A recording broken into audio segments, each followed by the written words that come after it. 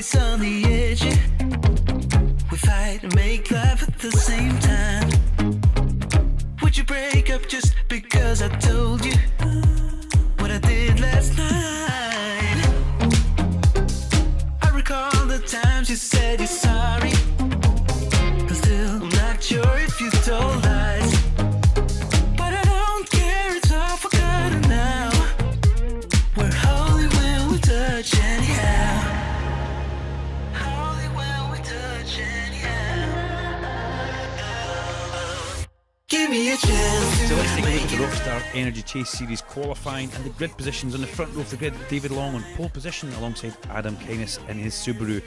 Number 89, Will Robson's on the second row of the grid alongside Keith Cowie. Ian Hoggins and Marshall Wishart make up row number 3, with Michael Foster and John Wallace, the ever-improving John Wallace, on the fourth row. Fifth row of the grid for Ewan Lai and Fiona Kynnes, with Neil Methvin and Stevie McNabb on the sixth row. Paul Rankin will appear on the seventh row. As long as Stevie McNabb and Paul Rankin get over the qualifying issues, they will join the chase race. So here we come, the cars making their way in towards the hairpin for their warm-up lap. Rolling start here, remember, for the Chase Race Series.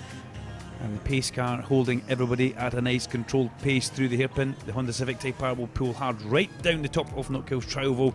And then it's controlled by David Long up towards the red lights on the bridge. Remember, no overtaking till they're past those red lights. And away they go. Red lights go out quite early. And it looks like David Long with a good control start away from the front there, and everybody follows him in towards Duffus Dip. Adam Kynnes dives up the inside. Kynnes takes the lead. Good move from Adam there as he goes through the apex of Leslie's. And can Adam Kynnes do what he's been threatening to do since day number 1 since he come to Knockhill? Can he check out and lead a race from start to finish? As everybody else makes their way through over the crest of the chicane and up the back straight. Kynnes putting a good bit of time into David Long and Will Robson. Ian Hoggins in the 777 car, the Honda using quite a bit of apex curve going through the chicane. But we catch up with the guys coming through Clark's. Adam Kynnes a little bit wide on his apex there, but he's trying on this very early lap as he heads towards the apron, trying to break the toe that David Long has on the back of that Subaru. Remember, David Long should be a little bit quicker. His qualifying time was just half a second, 3/4 of a second faster than what Adam did as they come through the apron. This is where the Subaru really excels. Big power underneath the bonnet of that Subaru. As something happens in the background, now we hear a big screech of brakes, and Michael Foster appears up the inside with Ewan Lai in the 888 car. And Stevie McNabb has made the grid. There's Stevie McNabb, number 54. And there's a change of lead. David Long slots himself into the front as Adam Kynnes re-answers right into McIntyre's, but bails out of it at the last minute. Just not quite enough room there for Adam to get the Subaru up the inside of David Long. And David Long took a lot of corner speed into the corner. He left room for Adam. But Adam not brave enough to stick that Subaru in the little gap that was needed.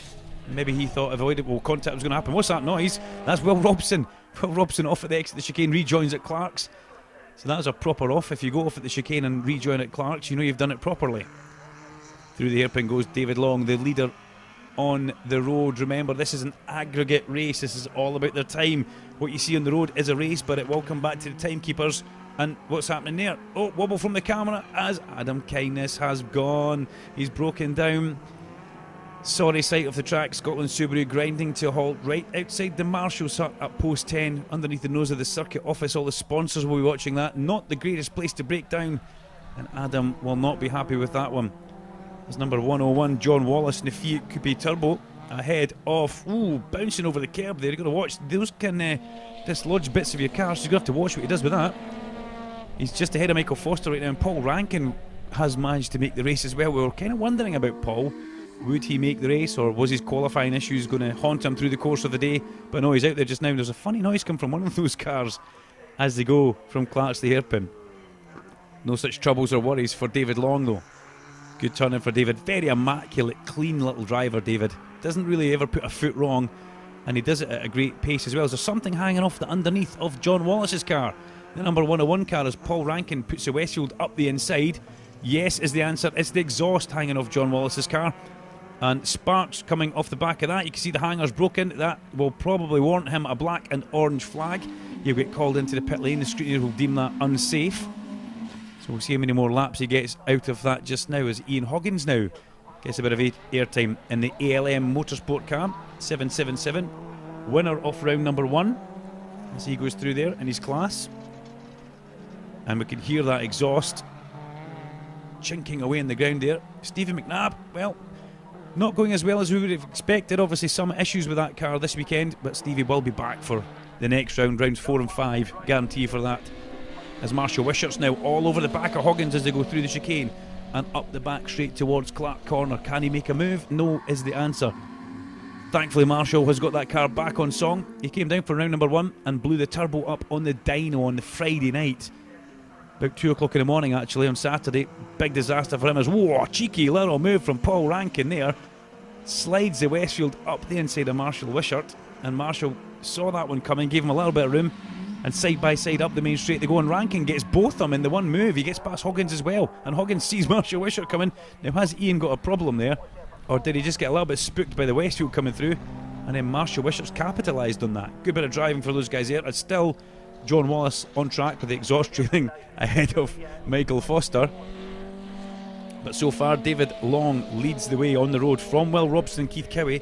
Paul Rankin's got himself from the back up to 4th place, so pretty good drive thus far from Paul Rankin, as we see the exhaust still trailing there on the back of John's Fiat. Speaking of Paul Rankin, here he is through the hairpin in his Westfield. Competes in the Pro class, possibly a little bit underpowered for the Pro class, but still driving very, very well. And still John Wallace rattles through the shot in the background, just ahead of Michael Foster as he goes up the main straight as well. Foster in the E class ahead of Human Lai and Stevie McNabb there on the track. Quite a sizable gap behind him as well. He won't be too worried about what's going on in his mirrors. He'll be more focused on trying to get past John Wallace. And Wallace absolutely hanging it out through the chicane there. The back of the car all over the place, and he manages to control that one. And Newman Lai defends up the back straight from Stevie McNabb. McNabb has a little look into the Clarks, but not to be. Foster has now got past Wallace, so he'll be happy he won't be getting covered in sparks and bits of metal anymore. And has John Wallace suddenly realised that there's something wrong with his car?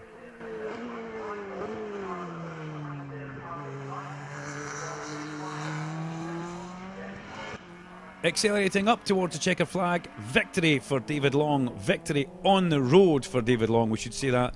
A good controlled drive there. Will Robson will be delighted to come home in 2nd place on the road, and Keith Cowie will come home in 3rd place on the road with a big smile behind the seat of that number 13 Seat Leon Super Copa, we would imagine. Will Robson, though, good drive for him. The Ford Focus RS, the B class car. He'll be more happy that he finished ahead of Keith Cowie in the other B class car. Those cars both very, very quick. But here's the man who won it on the road, comes round the hairpin, and he'll head back into the pit lane, and he'll take the honours and the big pats in the back that everybody's going to be giving David Long for that one. 2 out of 2 wins on the road.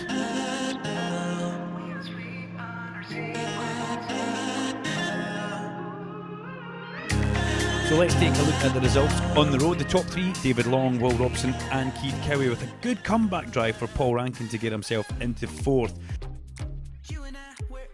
But the actual overall aggregate results for the Rockstar Energy Chase Series sees Human Lai come away with the victory, number 888. In 2nd place, number 6, Michael Foster.